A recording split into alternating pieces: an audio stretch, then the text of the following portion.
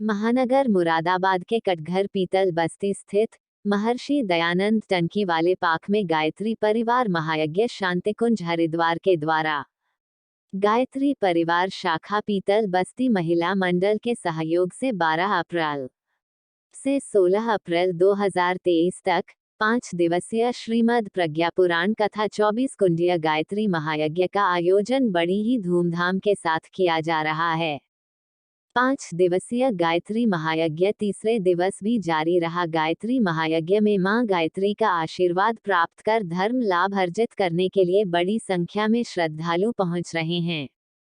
गायत्री यज्ञ के तीसरे दिवस संतों द्वारा प्रवचन देते हुए कहा गया कि बच्चों को संस्कारवान बनाएं, उनको सनातन धर्म का महत्व बताएं। साथ ही कहा गया कि अंशु दुख की मुख्य भाषा है। जब भी हमारे भीतर पीड़ा असहनीय हो जाती है तो उसकी प्रक्रिया में हमारी आंखों में आंसू बहने लगते हैं। तब मन का दुख रूपी बेकार आंखों के माध्यम से फूट पड़ता है। आंसुओं का हमारे मनोभाव से सीधा संबंध है, कभी खुशी में तो कभी दुख में। अनायास ही हमारे नेत्रों से आंसू छलक जाते हैं। कभी कभी हमारे अंदर पीड़ा का उद्भव दूसरों के कष्ट को देखकर भी होता है। जो दूसरों के लिए रोते हैं उनके अश्रु भी हीरे की चमक को हरा देते हैं। आंसुओं के सकारात्मक पहलू भी बताए जाते हैं। भावनात्मक आंसू अवसाद, उदासी एवं क्रोध को समाप्त करते हैं।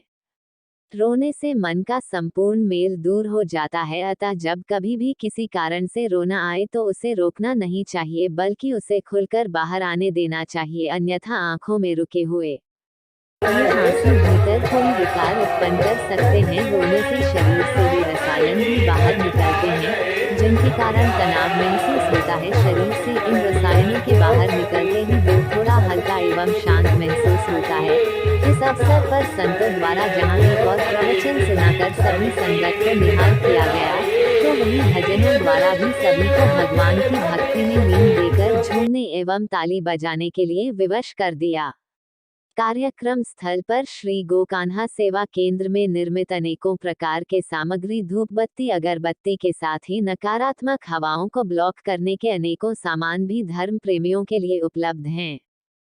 कार्यक्रम को सफल बनाने में मुख्य रूप से महेश चंद्र शर्मा, सुभाष चंद्र शर्मा, निशांत शर्मा, सरला राठौर, रमेश चंद्र गुप्ता, एलपी सिंह, रमेश कुमार वर्मा, न्यूटू राठौर, राजू, आशा यादव, सुनीता ठाकुर, गायत्री शर्मा, सुनीता शर्मा, पुष्पा गुप्ता आदि सहित बड़ी संख्या में गायत्री परिवार शाखा पीतल नगरी से जुड़े श्रद्धालुओं ने अपना पूर्ण सहयोग दिया। कार्यक्रम के बारे में जानकारी देते हुए बताया गया, गायत्री परिवार पीतल नगरी शाखा द्वारा 26 जनवरी बसंत पंचमी के दिन से अखंड ज्योति का आरंभ किया गया, जो कि टोटल 76 परिवारों के अंदर घूमी है, एक एक दिन रुकी है। तत्पश्चात 12 जिसका समापन करने का एक अनुष्ठान शुरू किया गया है, जो कि अभी 12 अप्रैल को शुरू किया गया है, 16 अप्रैल तक चलेगा। आज इसका तृतीय दिवस है। इसके पश्चात कल 15 अप्रैल 2023 को शाम को 2400 दीपक के साथ एक महादीपक किया जाएगा। उसके बाद 16 अप्रैल को सुबह 9 बजे से महायज्ञ किया जाएगा 24 कुंडीय। तत्पश्चात एक भंडारा भी किया जाएगा, जिसमें सभी जनमानस से अपील है कि ज़्यादा से ज़्यादा संख्या में यहाँ पर उपस्थित रहें और आध्यात्मिकता की तरफ थोड़ा बढ़ावा दें। उनकी पत्नी से मिले और कहा, बहन जी आप कहाँ पर लेटती थी, कहाँ बैठती थी, क्या सोचती थी? उन्होंने कहा इसी कक्ष में रहते थे और इसी कक्ष में जो चित्र लगा हुआ है, ये हप्सी का जो, इसी पर हम चिंतन करते थे। बस उन्होंने कहा मनोवैज्ञानिक ने कोई बात नहीं डॉक्टर साहब, इसमें दोष इनका नहीं है बल्कि दोष इस चित्र का है। इसीलिए हमारे गुरुदेव कहते हैं, घर में टंगे हुए जो चित्र व्यक्त करते निज चरित्र। इसीलिए घर में हमें महान पुरुषों के चित्र लगाना चाहिए।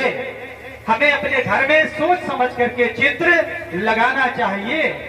ढेरों आपको कथाएं मिल जाएंगी, जैसे भगवान रामचंद्र जी माता कौशल्या के गर्भ में आए थे तो वशिष्ठ जी उनके घर में जाते थे और वेद पुराण शास्त्र उपनिषद की कथा सुनाते थे। घर में पूजा पाठ का माहौल बनाया गया था, मंदिर जैसा वातावरण घर में बनाया गया था, महापुरुषों की जीवनियों से घर को सजाया गया था। रामायण में चौपाई मिलती है, मंदिर में सब राजे रानी, शोभाशील रूप की खानी। मंदिर जैसा वातावरण बनाया गया था। मदालसा को आप जीवन में अगर उनके जीवन चरित्र को पढ़े तो उनके जीवन से सीखने को मिलता है कि मदालसा के जो 3 पुत्र हुए थे, वो तीनों पुत्र जन्म होने के बाद सन्यासी बन गए थे। राजा को बड़ी चिंता हुई कि जब 3 पुत्र मेरे तीनों सन्यासी बन गए, अगले चलकर के हमारे राज्य को कौन संभालेगा, इस राजपाट को कौन देखेगा। और उन्होंने अपनी पत्नी से कहा कि सब तो बच्चे सन्यासी बन गए, अब इस राजपाट को कौन देखेगा। तो उन्होंने कहा अब की बार में जो संतान होगी वो संतान राजा बनेगी। और जैसे ही गर्भ में शिशु का आगमन हुआ,